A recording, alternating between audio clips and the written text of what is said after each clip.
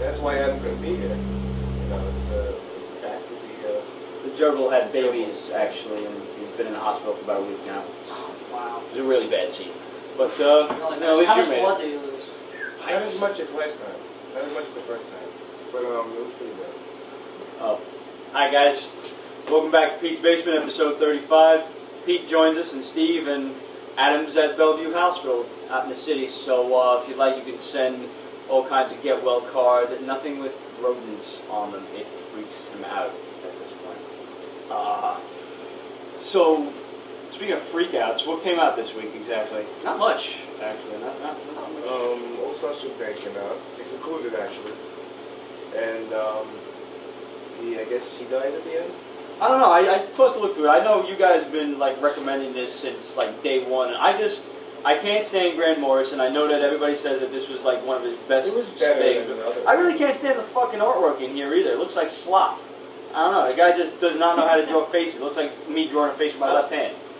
Right, which I've seen. Yeah, it's really horrendous. Brutal. I like the Surprisingly comes out looking like that. And the actual well, He does. It looks just like him.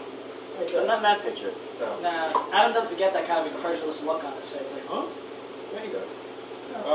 But he, spoiler or not spoiler, whatever, he flies to the sun to repair it and doesn't come back.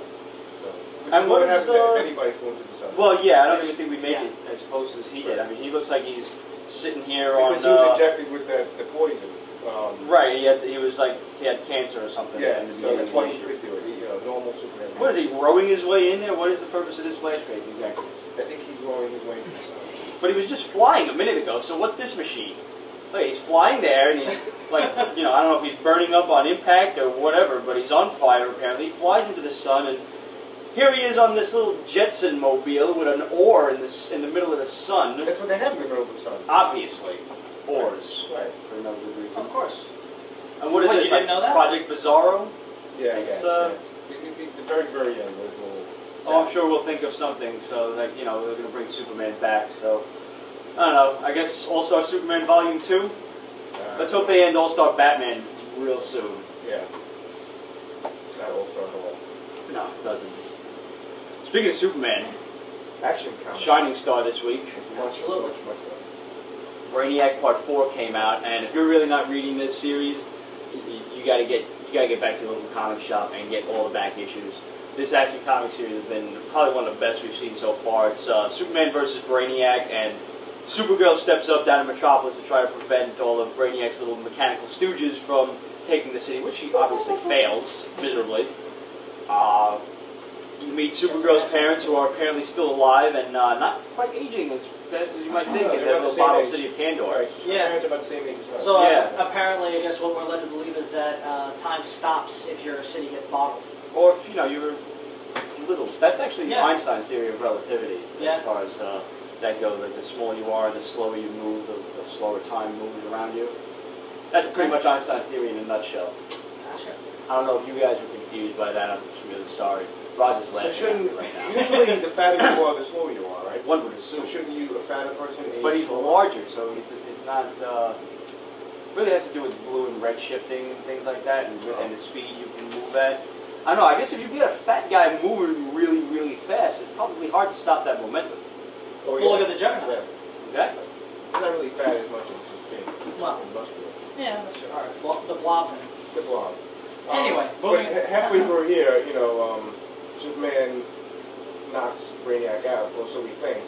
And then, Oh yeah, he yanks out one of the cables that are attached to his head. And you might think that that's kind of like the end of Brainiac. Right. But no, not in the slightest. And Superman basically gets trumped on this one, and Brainiac sends his little sun destroyer to basically blow up the Earth, just the same way he did Krypton. Right at the same time he's trying to capture Metropolis. No, he succeeded in capturing Metropolis. Well, yeah. Basically. It's going to be interesting to see how this one plays out, and I'm really enjoying the artwork, and the whole story is really good. It's great. If you're not going to go back to your local comic shop and try to fish these back issues out of the bin, wait for the trade, you have to get this one. It's honestly good. Regular Superman issues don't really cut it. Action Comics is definitely where it's at right now. And once again, Gary Frank's artwork is absolutely stellar. So definitely a lot of fun to read. A couple more in DC. Breaking the Bold 17 came out. Now, I always raved about this one. I actually have been reading it for, I have them, I just haven't gotten around to reading them for the past 3 months, is why I haven't reported on it yet. But you read this one. I actually tossed a look through it, and the artwork's really good. It is. Story's pretty interesting. Supergirl keeps getting either nightmares or flashbacks to basically getting instructed by her dad to kill Kal-El, you know, Superman, as soon as she finds him and stuff like that. Her father, Jor-El? Yeah, Zora. Zora. And she's going insane, and she's trying to basically run down a list of people that might be able to help her out. And she goes to find Nightwing, although you don't see it in the book, and he tells her, find Raven. She's basically gone through the exact same shit you're going through right now. So wait, that's not in the book, are you? Well, it's she explains it to Raven as soon as she meets up with her. So at the same point, there's some dude running around with some pretty crazy molten man type powers, and he's raiding, I think, his father's genetics lab or scientific lab to figure out who he really is. So these two events are kind of becoming intertwined. Well, that's the way they usually have been running this, is the Brave and the Bold will actually all wind up connecting after the 12th issue. That's what they did the last time. So now this would technically put it at about issue 5. Yeah. And Nightwing has been in some of the previous issues, so I'm curious how they're really going to interact with each other. At some point I'm going to wind up reading all of these, and I'll report back to you guys on what I find. Definitely a fun team-up book, though. Oh, no, it is. It is just a generally fun read. I remember a couple of months back they had a good one with Green Arrow and Deadman and Hawkman. That was just, it was fun. You know, it didn't have, you don't have to deal with continuity bullshit all the time and wondering how these characters interact with each other and what fucking crisis DC has going on. Just enjoy the characters the way they are in some kind of trouble and angst and watch them get out of it. That's right, no Final Crisis. No crossover bullshit, nothing like that. They almost alluded to it back in issue 12 with that wizard dude that looked like Roy Orbison with the mustache. Remember?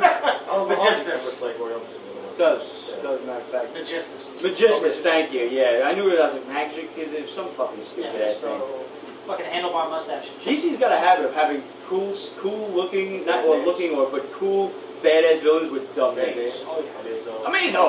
Yeah, no. But it just, they haven't changed it yet, so until the head honchos at DC start watching Pete's Basement and realize that Amazo is a fucking stupid name, guys. Really? Amazo? Well, Magistus sounds like something you would come up with when you're drunk. Magistus. There you go.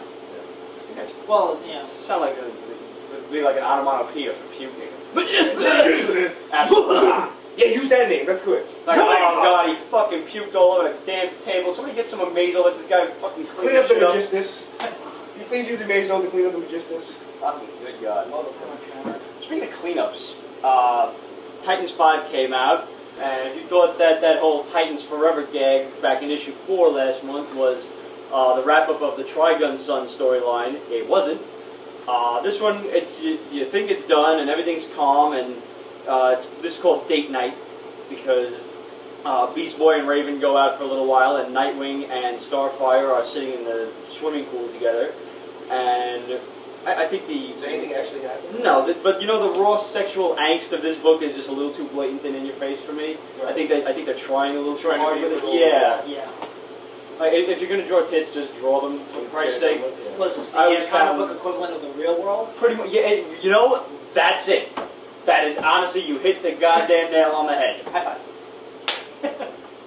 It absolutely is just exactly the real world on a comic book page. And at the end of it, Raven's brothers show up again, and she flips out. They practically murder Beast Boy, and then they leave, and they go back to like Trigun's realm or something.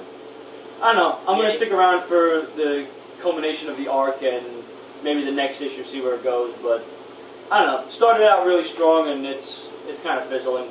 Adam was right, much as I hate to admit it. But he never watches these episodes anyway. Not the ones that he's not in. Yeah. Goes right through them. It's like what we're about it. So what's next? Think we're moving right into Marvel? Yeah. Avengers? I didn't like it at all. You liked it? I didn't mind it. It was, I guess, a lot less. It was still filler, but it was a lot less.